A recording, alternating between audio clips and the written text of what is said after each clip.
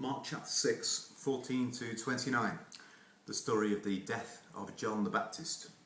Now the question, who is Jesus, dominates the whole of the first half of the Gospel of Mark.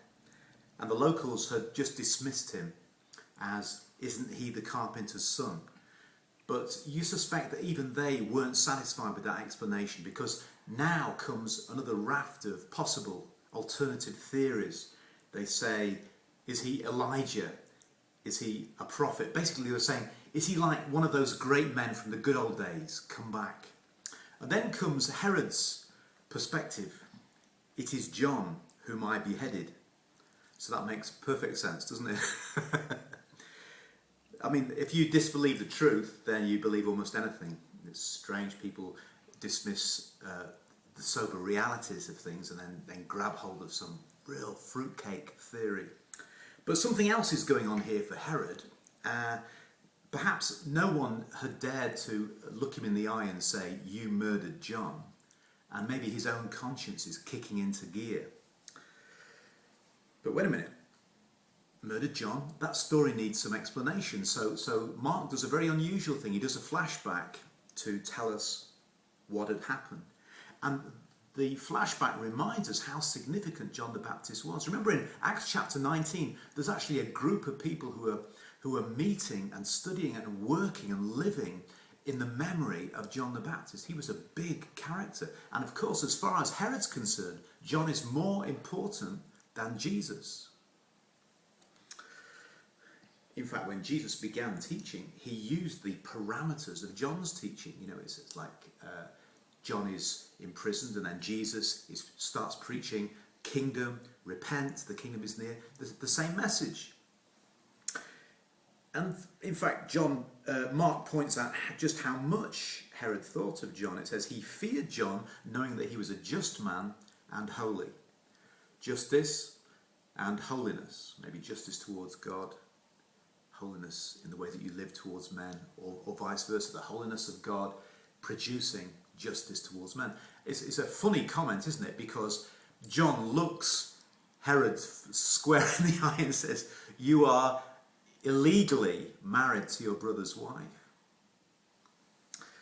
So John's accent on holiness and justice rebukes Herod for taking his brother's wife. He tells it him straight.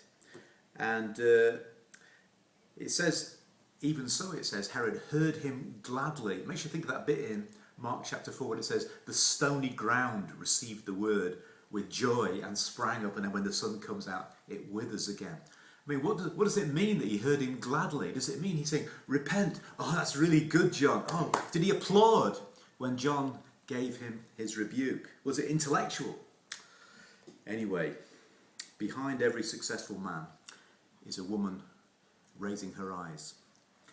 And behind Herod was Herodias. And if Herod could stomach the rebuke that John gave, there is no way that Herodias could take the insult that he offered. And sometimes you have to do this, you know, if you're I'd like to dedicate this next paragraph to all the churches I've ever pastored. Because even though they pay you, they don't own you. And you have to say what the Lord is saying. And sometimes that means facing up to the truth. Do not be afraid of their faces. You do not follow men, you follow Christ. And so this woman, Herodias, bore a terrible malice and unsleeping grudge. And she couldn't kill, but so she had him imprisoned through Herod. And so we come to the story of the party. And if you read Matthew Henry, he takes quite an original line here. He says that he detects complicity, that this was all a coup, a plot. And maybe so, maybe not. But you know the story, the scene, the party. And it says in Mark, he says, a suitable occasion, which is where Matthew Henry is working from, I think. Then you've got the rather unpleasant implications of Herod's roving eye looking now at Herodias' daughter as she dances. And then you have the promise made, and then the execution done.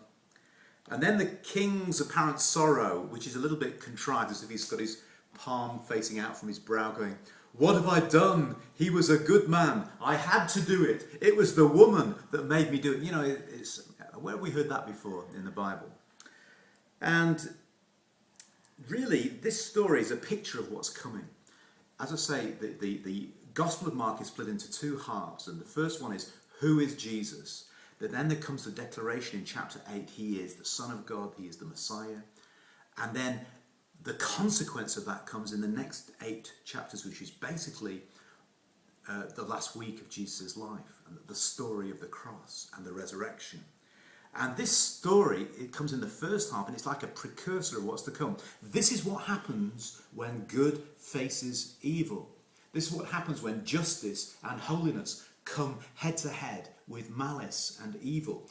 Already they've taken counsel how to kill Jesus.